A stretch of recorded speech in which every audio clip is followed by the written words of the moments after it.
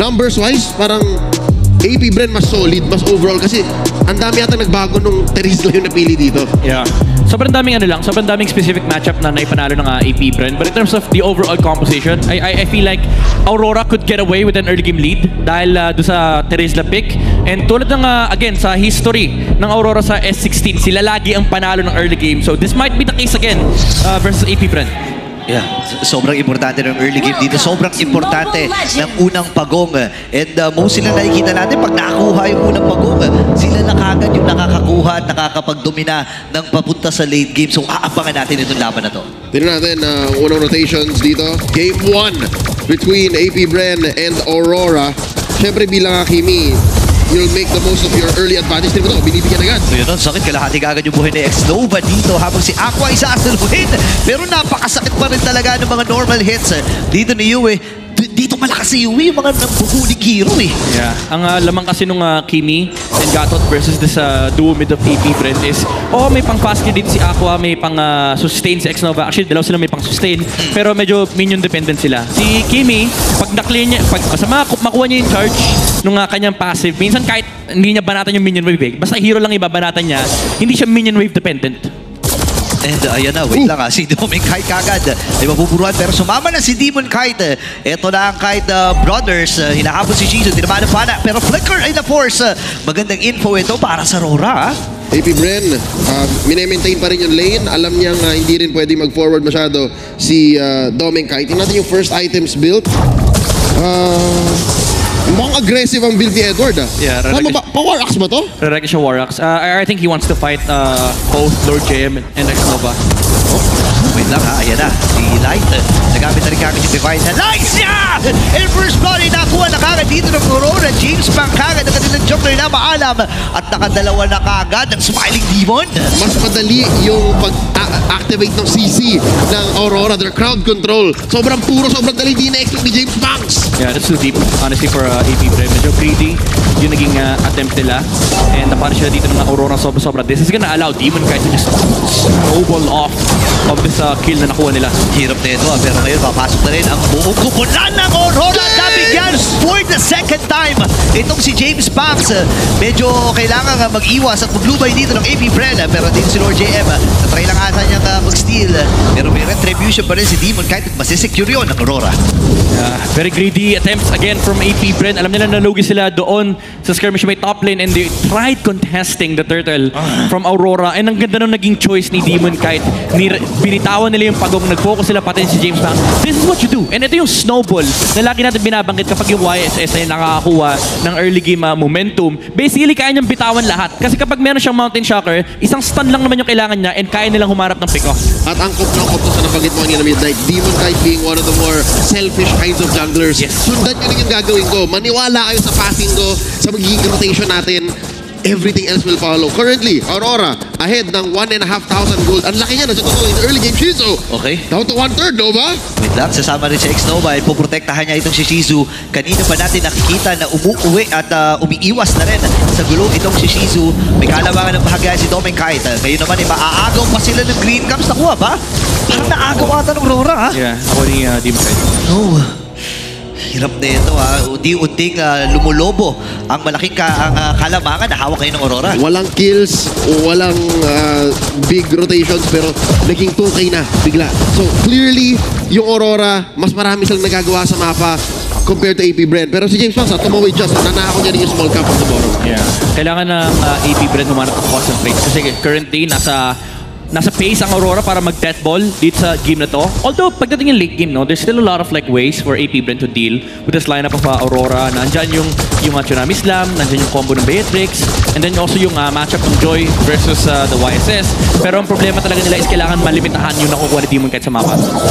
Okay, ngayon 1v1, Edward and Lord JM. Actually, wala namang magkakapatayan dyan sa dalawa na yan.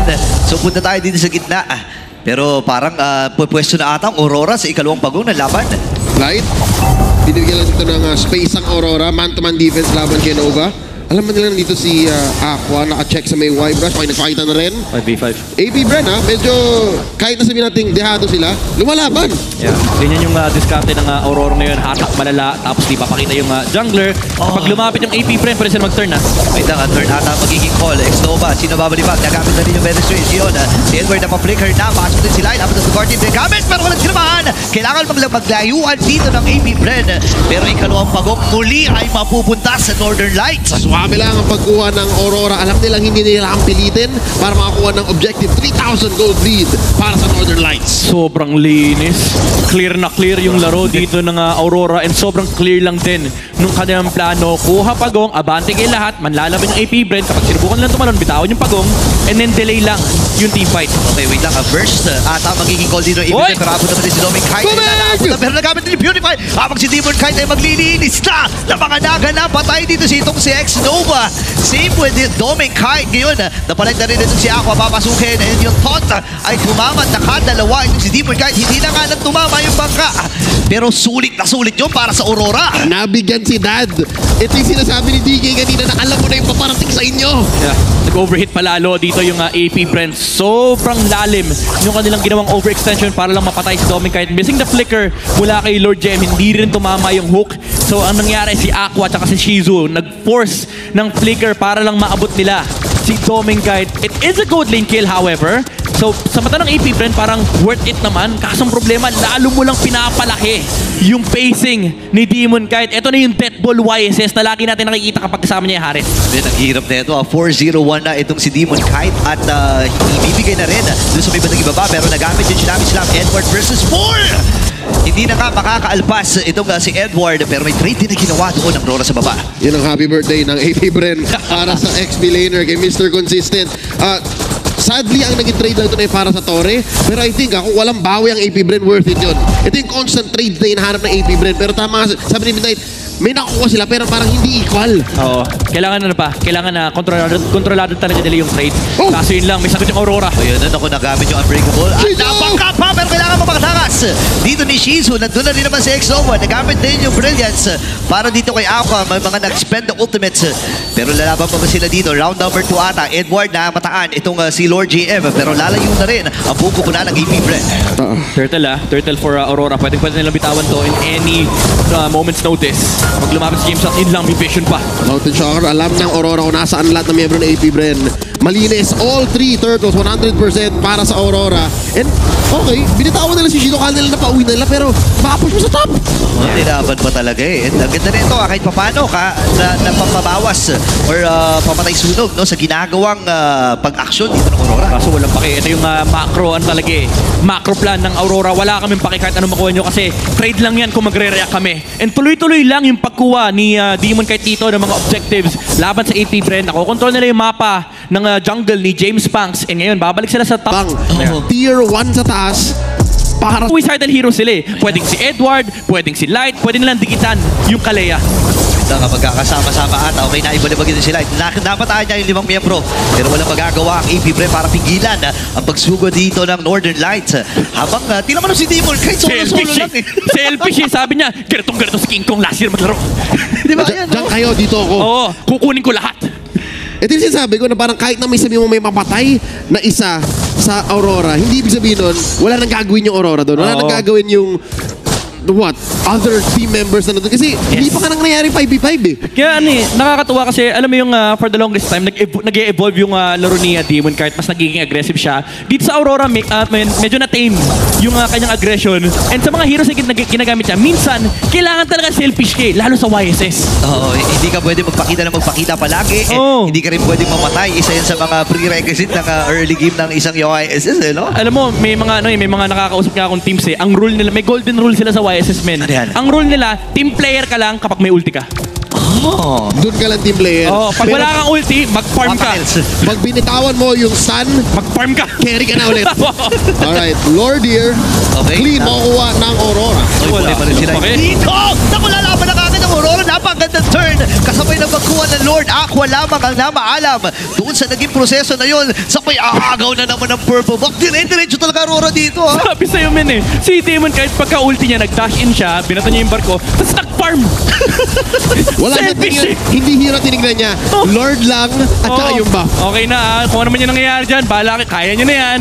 Tiwala ako sa inyo Light, tiwala ako sa inyo Domeng. May green camp kasi dito eh. Pero to aminin ko, hindi ko ina-expect na papalag yung Aurora. Kasi hindi ko rin ina-expect na yung AP Bren ay mag-overextend ng ganun. Yeah. Akala ko nga ibibigay din talaga eh. Pero Oo. ang mahirap dito ngayon, babalansehin ng Aurora yung wave and yung Lord ay nasa may bandang itaas. Sapat naman yung clear wave ng AP Bren dito eh. No? Yeah. Kaso kailangan nilang gamitin lahat. Ang problema nila is Skills kapag lang. tumalon si Edward. Yun yung mahirap. Sapat, oo.